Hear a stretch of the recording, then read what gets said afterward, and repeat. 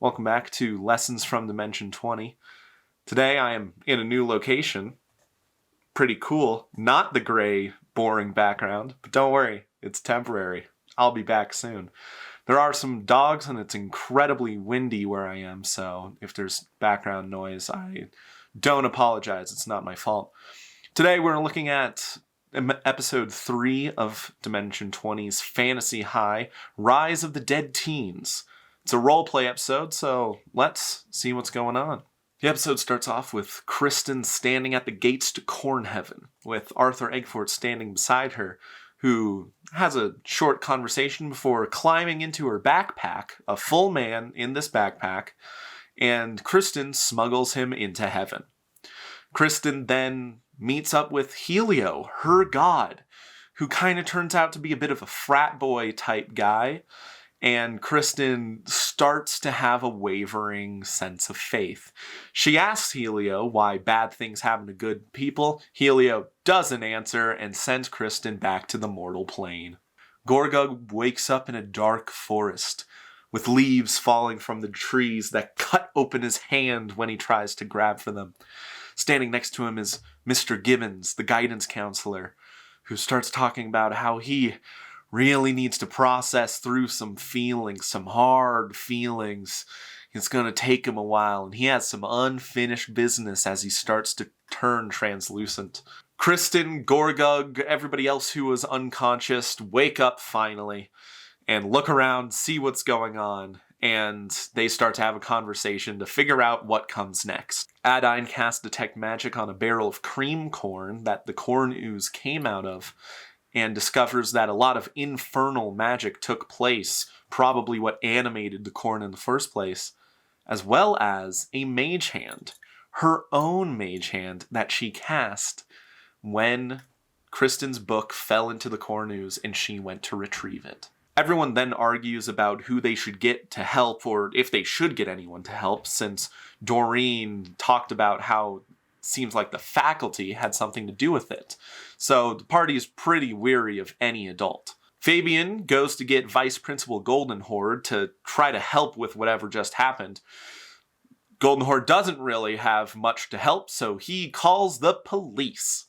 Goldenhorde also grabs 2 nearby teachers, Jace, the elven sorcery teacher, as well as Porter, the Earth Genasi barbarian teacher, to go in, guard the crime scene, make sure no kids witness it, and to make sure that nobody tampers with it. Goldenhorde then goes to console the bad kids, helping to make sure that they're okay and not still in shock because they killed a person, as well as Goldenhorde calls their parents.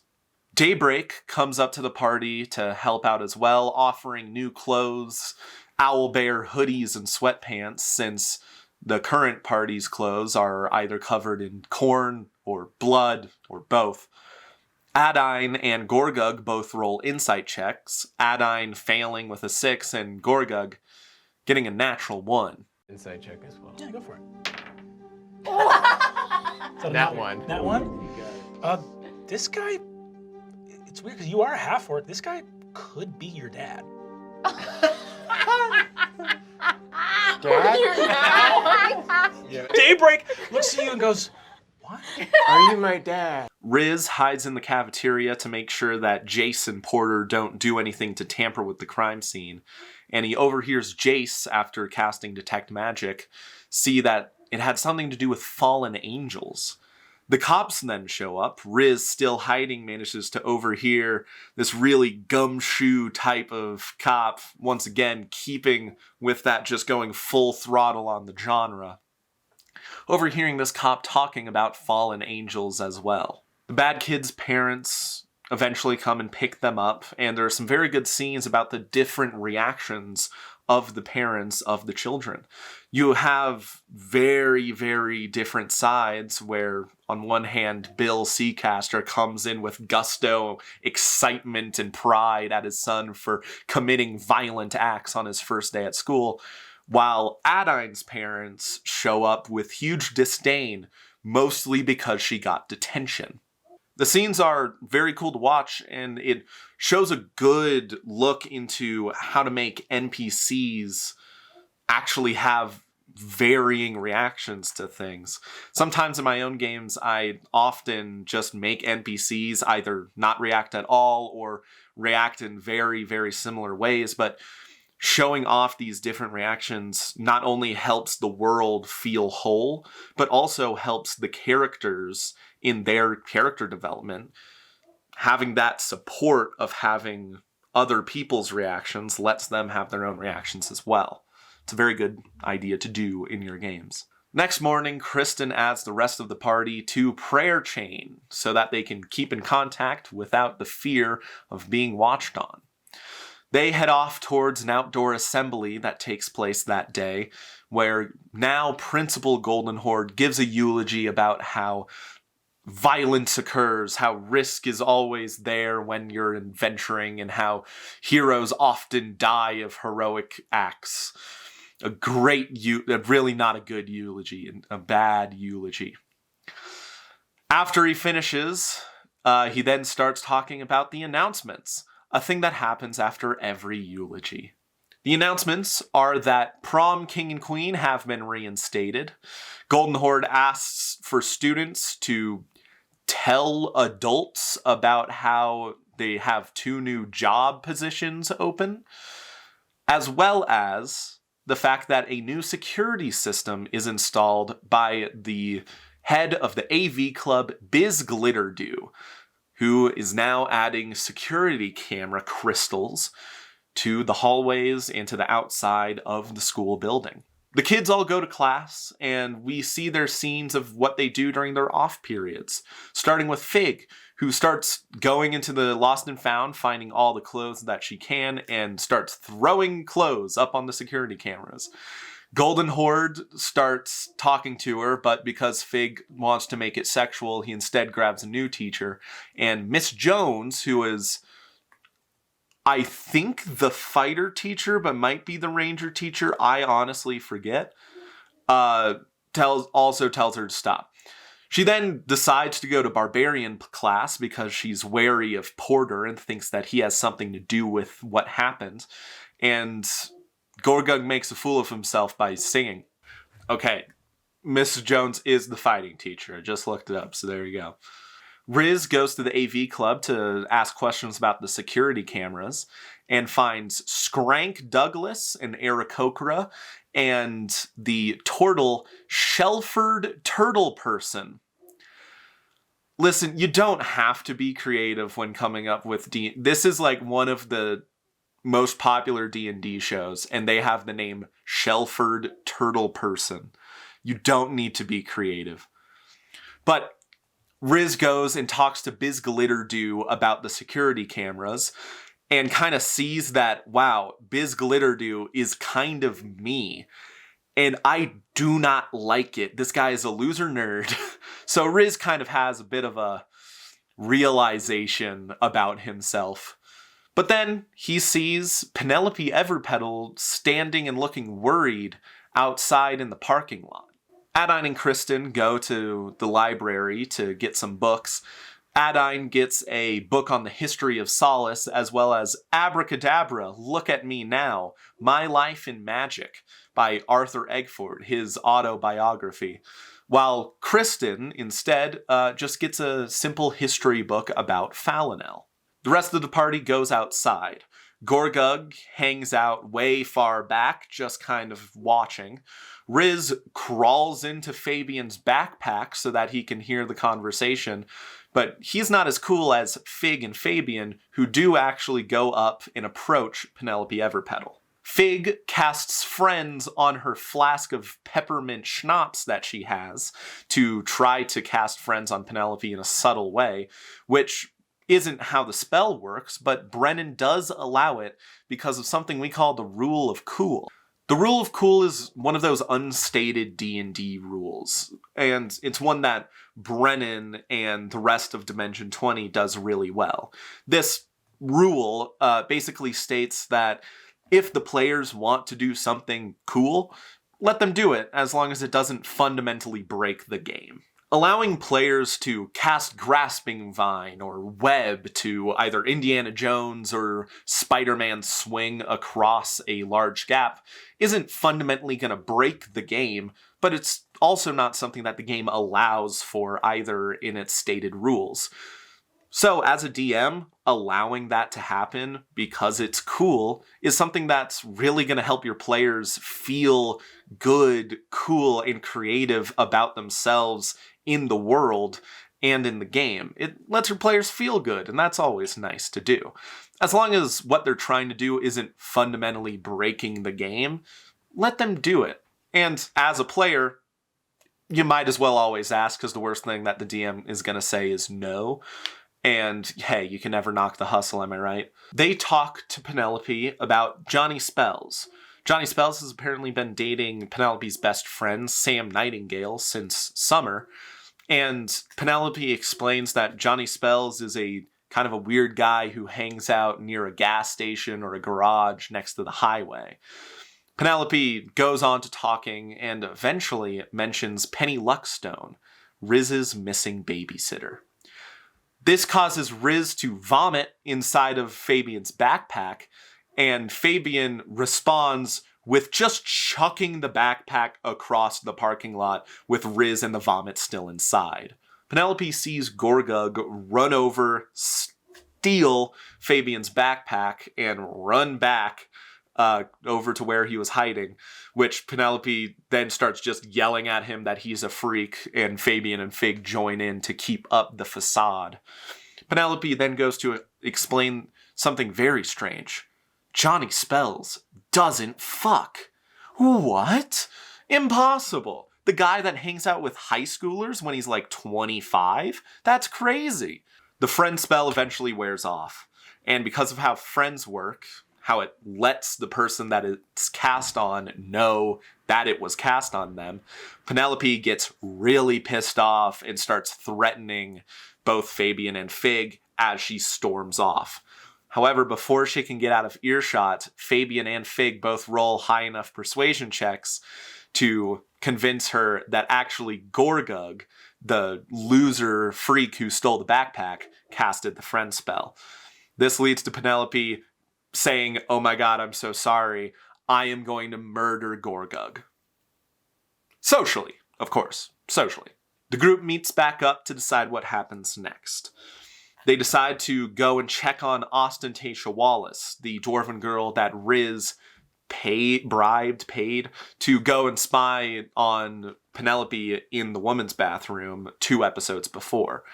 However, they find her poisoned in the nurse's office, barely able to be conscious. The last thing Ostentatia did before she went into this state was brew a cup of tea, sat down, and as she was about to collapse to the ground, she wrote down a little note that was addressed to Riz. Adine casts Comprehend Languages on the note, since it's written in Dwarven and nobody speaks that, and Brennan gives her a little handout for the note. Handouts are awesome. Hey, I already made a little YouTube short on it, and maybe I'll make a big one later because it's a really cool topic. I like handouts. They're pretty neat. Hey, you should use handouts. You should watch that video, and then I'll make a new one. Then you should watch that one. It's pretty neat. Handouts are cool. The note that was given to Siobhan says Penny, Johnny, Crystal, palimpsest. All of them spelled incredibly wrong. And if you don't know what a palimpsest is, neither did I, neither did most of the players, so here's a definition. Honestly, it's quite surprising that Siobhan knew what that was, and that she was even able to read a definition out. That's just crazy. The party then decides to follow the trail of Johnny Spells and heads off to Crom's Diner, which is a diner right across the street from the garage/gas station that apparently Johnny Spells is supposed to hang out at. They look out from Crom's Diner and see Johnny Spells and his tiefling gang opening up a door and revealing a dance studio. These are tiefling greasers. That's rough. As they hang out in the bar, Fig manages to hear a little voice coming from the garage say, "Save me." And before they go off to do anything, Kristen uses her inspiring leader feat to say an inspiring speech to give the party 5 temp HP. The inspiring speech is incredibly uninspiring, and that leads to a very funny bit of Kristen just being really bad at inspiring people. It's pretty funny. The group goes over to the garage and investigates, and they find a girl standing on the inside of a small crystal that has been scraped and incredibly damaged, pressing her hands from the inside to the glass. They also see T and the keys to a hot rod car. The T, they realize and connect the dots on that Ostentatio was probably poisoned by Arthur Eggfort's tea, which means somebody was either trying to or already poisoning Arthur Eggfort. They use Mage Hand to steal all the stuff and look at the hot rod car, get in and steal it as tiefling greasers pour in from the inside of the building and say, "Get 'em, boys, it's time to rumble." And that's where the episode ends. The biggest key theme throughout this episode, as I was rewatching it, seemed to be how the players themselves were actively driving the mystery forward. They're trying to solve this mystery, and so they keep on doing things to try to do that. I don't know if this is just a me problem, and if it is, then that's on me. But there's a lot of times when I'm DMing and I present either a puzzle or a mystery or scenery to my players when all I get is silence. And this could be because of a couple reasons. One is because I'm not making myself clear enough, and that is on me, and I'm assuming that has part to do with it. But another lesson that is actually for players is sometimes I think that players often get afraid that what they are trying to do is not what the DM had intended. In a video game, you often only have one solution to a problem, and you're trying to figure that solution out. However, a little bit of a secret, most DMs have no clue what the answer to the problem you're trying to solve is until you give us a good solution. So, I guess the main lesson that I have for this episode is players, don't be afraid to try things out. Don't be afraid to cast friends on a liquor bottle and give that to a person to ask them questions. Don't be afraid to bribe a random dwarf girl to go and listen in on a conversation. Don't be afraid to, when the rest of your party is going off to persuade somebody and talk to somebody, go off to the library and get some books that might not have anything to do with it, but they might have something to do with it. And honestly, that's kind of a bit of a paradox because I doubt that Brennan had any of those books picked out before the game started. I fully believe that he heard that Adine and Kristen wanted to look for books, made up some books on the spot, and gave them. And later on, those books are going to be important, just like how all of the things that the players and characters did were important. But they aren't important because that's what was supposed to happen. They're important because that's what the players did. The players decided that they were important, so they were. So, for both players and DMs, make sure you're listening to what your players want and what they are trying to accomplish. Don't be afraid to have a solution picked out and just throw it to the side for this new solution, or better yet, don't have a solution. Some puzzles don't need one. Some puzzles just need a couple of different solutions, and then when you hear a good one, go for it. And players, don't be so stuck up on what the DM wants. Because me as the DM, I'm guiding you somewhere. I'm always doing that. Just like how Brennan had to have guided them towards the tieflings. Because in Brennan's case, he has to do that because that's where the combat's going to be taking place. In my case, I'm not really guiding the players anywhere. Kind of. I'm guiding them to an end goal, but I like to think of it as me making a maze for the players to go through. There are many different paths through that maze that can lead to the same spot, but at that final spot is where something needs to happen. And that's always going to be the case.